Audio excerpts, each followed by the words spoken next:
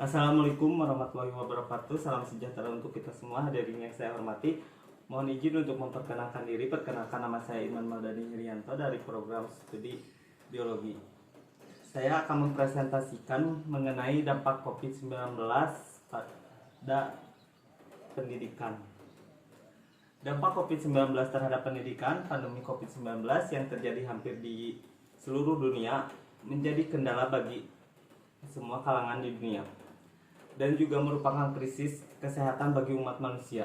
Dalam dunia pendidikan, COVID-19 memberikan dampak yang sangat banyak, seperti banyaknya sekolah ditutup untuk menghentikan penyebaran COVID-19. Beberapa negara telah menutup sekolah dan menyebabkan setidaknya 290,5 juta peserta didik di seluruh dunia menjadi terganggu aktivitas belajarnya karena sekolah ditutup oleh pemerintah. Dampak dari pandemi COVID-19 membuat pemerintah membuat program pembelajaran daring. Pembelajaran daring atau online merupakan pembelajaran yang berdasarkan pada teknologi media digital yang belajarnya dikirim secara elektronik atau dalam bentuk file ke peserta didik dari jarak jauh menggunakan jaringan internet dengan media komputer atau handphone. Menurut pemerintah, pembelajaran online dinilai merupakan cara yang paling efektif dan efisien untuk melakukan pembelajaran di tengah pandemi saat ini.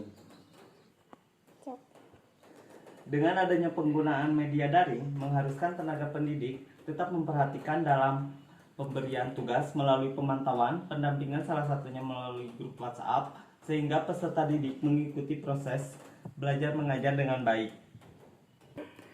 Tenaga pendidik juga harus tetap berkomunikasi dengan pihak orang tua untuk memberikan informasi terkait perkembangan peserta didik. Masalah yang dialami dalam dunia pendidikan terutama oleh peserta didik, guru, serta orang tua dalam kegiatan belajar mengajar online adalah kurangnya penguasaan teknologi, adanya penambahan biaya kuota internet, bertambahnya pekerjaan untuk orang tua dalam mendampingi anak-anaknya dalam proses belajar mengajar. Komunikasi dan sosialisasi antara peserta didik akan menurun. Proses interaksi guru dan orang tua menjadi semakin berkurangnya dan jam kerja yang menjadi tidak terbatas bagi tenaga pendidik dan peserta didik karena harus berkomunikasi dan berkoordinasi setiap waktu. Dampak yang dialami Indonesia akibat pandemi COVID-19 membuat pemerintah mengeluarkan aturan baru yang membuat ujian nasional di tahun 2020 resmi ditiadakan. Mulai dari tingkat sekolah dasar hingga setingkat sekolah menengah atas telah dibebaskan dari ujian tersebut. Pemerintah telah meniadakan ujian nasional sebagai langkah awal dalam mengurangi penyebaran virus COVID-19 dan memudahkan para peserta didik. Kebijakan yang dikeluarkan oleh pemerintah Indonesia dalam menyikapi wabah pandemi COVID-19 adalah dengan memberlakukan prinsip social distancing pada seluruh lapisan masyarakat. Bahkan di beberapa kota besar yang ada di Indonesia diberlakukan pula PSBB, pembatasan sosial berskala besar, yang bertujuan untuk menghentikan penyebaran virus ini. Kebijakan tersebut memberikan dampak yang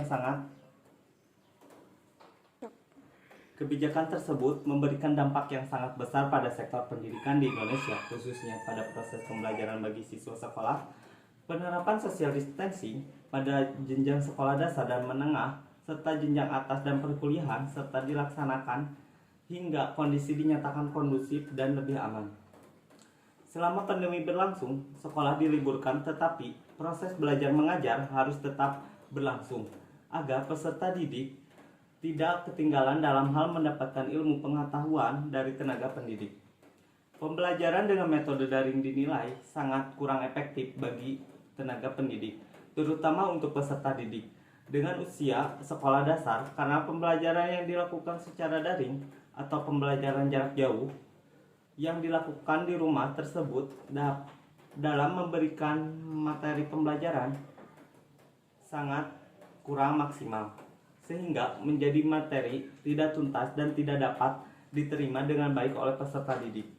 Serta penggunaan media pembelajaran dalam pembelajaran daring juga dinilai tidak maksimal. Hal ini mengakibatkan peserta didik juga akan merasakan sangat jenuh dan dengan pembelajaran daring, dan juga akan cepat bosan dengan pemberian tugas setiap harinya secara online. Sekian uraian yang saya bisa sampaikan. Mudah-mudahan ada manfaatnya bagi kita semua.